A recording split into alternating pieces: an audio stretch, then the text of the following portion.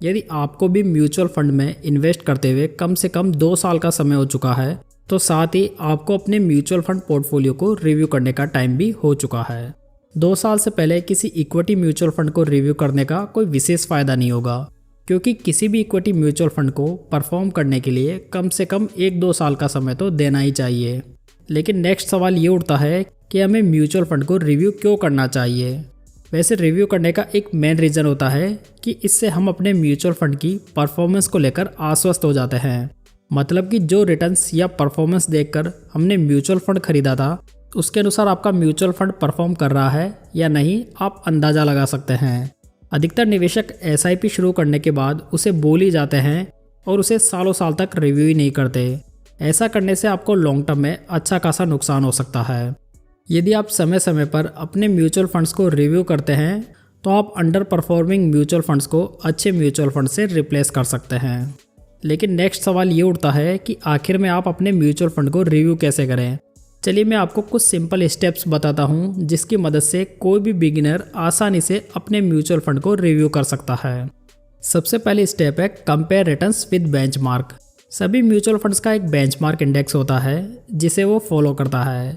यदि कोई active mutual fund लंबे समय से अपने बेंचमार्क रिटर्न्स को आउट परफॉर्म नहीं कर पा रहा है तो वो म्यूचुअल फंड वास्तव में खराब माना जाएगा। जैसे कि हमें एक्सिस ब्लू चिप फंड को रिव्यू करना है तो इसके लिए हम मनी कंट्रोल की वेबसाइट पे जा सकते हैं। वैसे ये कोई पेड वीडियो नहीं है, बस ये एक ट्रस्टेड वेबसाइट है जो कि लाखों लोगों द्वारा यूज़ की जाती है। अगर यहाँ पर हम इस चार्ट में देखें तो यहाँ पर ऑरेंज लाइन बेंचमार्क इंडेक्स की है जबकि blue line axis blue chip fund की। ये चार्ट लास्ट 1 ईयर का है जिसमें हमें साफ साफ दिखाई दे रहा है कि ये फंड अपने बेंचमार्क की तुलना में अंडर परफॉर्म कर रहा है। जबकि 2 वर्ष का डेटा देखें तो भी ये फंड बेंचमार्क की तुलना में काफ़ी कम रिटर्न बना रहा है। अगर आप यहाँ पर ऊपर की ओर देखेंगे तो यहाँ पर आपको फंड और बेंचमार्क के रिटर्न्स भी दिखाई देंगे। इस तरह यदि आपका म्यूचुअल फंड भी 2 साल से अपने बेंचमार्क के रिटर्न्स को आउट परफॉर्म नहीं कर पा रहा है तो उस फंड से स्विच करने के बारे में आप सोच सकते हैं, क्योंकि एक्टिव म्यूचुअल फंड में फंड मैनेजर की जिम्मेदारी बनती है कि वो बेंचमार्क इंडेक्स से कम 1-2% के एक्स्ट्रा रिटर्न्स बना कर दें। लेकिन कई बार 2 साल तक पूरा मार्केट ही नेगेटिव परफॉर्म करता है। उस समय आपको देखना चाहिए कि आपका म्यूचुअल फंड बेंचमार्क की तुलना में कितना गिर रहा है। सेकंड स्टेप है compare with other category funds. यदि आपका फंड अपने बेंचमार्क इंडेक्स के रिटर्न को तो बीट कर रहा है तो आपको नेक्स्ट उसे सेम कैटेगरी के अन्य फंड से कंपेयर करना चाहिए। इससे आपको अंदाज़ा लग जाएगा कि कैटेगरी के अन्य फंड्स आपके म्यूचुअल फंड की तुलना में कैसा परफॉर्म कर रहे हैं। यदि आपको अपने म्यूचुअल फंड को कैटेगरी के अन्य फंड से कंपेयर करना है तो आप मनी कंट्रोल वेबसाइट पर अपने म्यूचुअल फंड को फाइंड करके रिटर्न सेक्शन में जा सकते हैं। यहाँ पर आपको फंड के रिटर्न्स के साथ साथ में कैटेगरी एवरेज रिटर्न्स भी देखने को मिल जाएंगे। जैसे कि हम SBI स्मॉल कैप फंड को कैटेगरी से कंपेयर करें तो यहाँ पर लास्ट 2 ईयर्स में इस फंड ने अप्रोक्सीमेट 17% के रिटर्न्स दिए हैं, जबकि कैटेगरी एवरेज ने लगभग 16% के। जहाँ पर SBI स्मॉल कैप फंड की रैंक 24 फंड्स में से 11th रही है। मतलब कि लास्ट 2 ईयर्स में इस फंड ने अपनी कैटेगरी के अनुसार ही परफॉर्म किया है। लेकिन यदि हम लास्ट 3 ईयर्स के रिटर्न्स देखें तो यहाँ पर SBI small cap fund category में अंडर परफॉर्म कर रहा है, जो कि थोड़ा चिंता का विषय जरूर है। वैसे 3 साल में 34% के एनुअलाइज रिटर्न्स बहुत ही बढ़िया माने जा सकते हैं। बावजूद इसके ये रिटर्न्स कैटेगरी के मुकाबले थोड़े कम हैं। दोस्तों, कोई भी म्यूचुअल फंड हमेशा बेस्ट म्यूचुअल फंड नहीं रह सकता। मतलब कि यदि आज किसी कैटेगरी में कोई फंड बेस्ट है तो कल कोई दूसरा फंड बेस्ट रहेगा। इसलिए किसी भी म्यूचुअल फंड को जज करते समय ये जरूर देखें कि वो बेंचमार्क के रिटर्न्स को अच्छे मार्जिन से बीट कर रहा हो, प्लस कम से कम अपने कैटेगरी के इनलाइन परफॉर्म कर रहा हो। थर्ड, आपको फंड के रिस्क रेशियोज देखने चाहिए।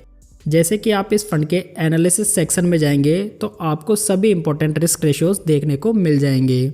यहाँ पर आपको सभी रिस्क रेशियोज कैटेगरी एवरेज से कंपेयर्ड मिल जाएंगे। जैसे कि यहाँ पर स्टैंडर्ड डेविएशन कैटेगरी से बेटर है, बीटा भी कैटेगरी से कम है, जबकि शार्प रेशियो भी अच्छा है। इस तरह आप रिस्क रेशियोज भी वेरीफाई करके फंड की परफॉर्मेंस को लेकर कॉन्फिडेंट हो सकते हैं। यदि आप रिस्क रेशियोज को डिटेल में समझना चाहते हैं तो आप ये वीडियो ज़रूर देखें। इन सब के अलावा आप स्कीम का AUM भी वेरीफाई कर सकते हैं। जैसे कि किसी फंड का AUM ड्रास्टिकली नीचे आ गया हो, मतलब कि बहुत सारे इन्वेस्टर्स ने उस म्यूचुअल फंड से एक साथ पैसा निकलवाना शुरू कर दिया हो, अगर ऐसा होता है तो ये एक बड़ी गड़बड़ी का संकेत है। यूजुअली ऐसा होता नहीं है, फिर भी आपको ध्यान रखने की आवश्यकता है। नेक्स्ट, आपको फंड मैनेजर को भी थोड़ा बहुत ट्रैक करने की आवश्यकता होती है। वैसे अधिकतर इन्वेस्टर जब किसी म्यूचुअल फंड में इन्वेस्ट करते हैं तो वो शायद ही फंड मैनेजर की जानकारी लेते होंगे, लेकिन देखा जाए तो फंड मैनेजर ही आपके म्यूचुअल फंड से रिटर्न निकलवाने का काम करता है। सो आपको फंड मैनेजर में हुए चेंजेस पे ध्यान देने की आवश्यकता है। जैसे कि आपका कोई म्यूचुअल फंड लंबे समय से अच्छा परफॉर्म कर रहा था, लेकिन अचानक से आपके म्यूचुअल फंड की परफॉर्मेंस डाउन हो जाती है, तो ऐसी स्थिति में आपको एक बार फंड मैनेजर के ऊपर ज़रूर नज़र डाल लेनी चाहिए। यदि आपके म्यूचुअल फंड का फंड मैनेजर चेंज हुआ है तो आप नए फंड मैनेजर को 1-1.5 साल का समय दे सकते हैं, लेकिन फिर भी यदि फंड मैनेजर अच्छे रिटर्न्स नहीं निकाल पाता है तो आपको फंड स्विचिंग के बारे में ज़रूर सोचना चाहिए। दोस्तों, लास्ट में रिव्यू करने का सबसे ईजी तरीका है रेटिंग। वैसे रेटिंग पास्ट परफॉर्मेंस के हिसाब से दी जाती है, लेकिन ऑलरेडी इन्वेस्टेड म्यूचुअल फंड को रिव्यू करने के लिए रेटिंग हमें बहुत अच्छा आइडिया देती है। यदि किसी फंड की करंट रेटिंग 3 या 3 स्टार से कम है तो ये फंड के घटिया प्रदर्शन को इंडिकेट करता है, लेकिन यदि रेटिंग 1 या 2 हो चुकी है तो ये फंड को स्विच करने का एक बहुत बड़ा सिग्नल होता है। यदि आपको किसी फंड की रेटिंग देखनी है तो आप क्रिसिल की रेटिंग को सबसे विश्वसनीय मान सकते हैं। इसके अलावा आप वैल्यू रिसर्च की रेटिंग को भी कंसिडर कर सकते हैं। तो दोस्तों, फाइनली आप सिंपल 5 पॉइंट से किसी भी म्यूचुअल फंड को इजीली रिव्यू कर सकते हैं, जिसमें फर्स्ट है compare returns with benchmark index, second है compare with other category funds, third है चेक रिस्क रेशियोज, फोर्थ है check fund manager and last है रेटिंग। तो दोस्तों, उम्मीद करता हूँ कि ये जानकारी आपको अच्छी लगी होगी। इस वीडियो को लाइक, कमेंट और शेयर जरूर करें, साथ ही इस चैनल को अभी सब्सक्राइब कर लें। तो चलिए दोस्तों, फिर मिलते हैं एक नई जानकारी के साथ। तब तक जय हिंद, जय भारत।